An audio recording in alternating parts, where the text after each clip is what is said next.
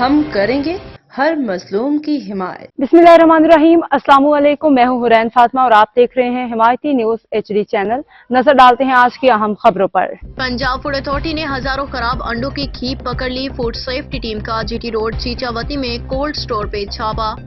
42,000 बदबूदार खराब अंडे तलब कर दिए गए। कोल्ड स्टोर मालिकान को 75,000 रुपए के जुर्माने आयद। DG पंजाब की हिदायत के मुताबिक गंदे अंडों की स्टोरेज पे GT रोड चीचावती में कार्रवाई अमल में लाई गई।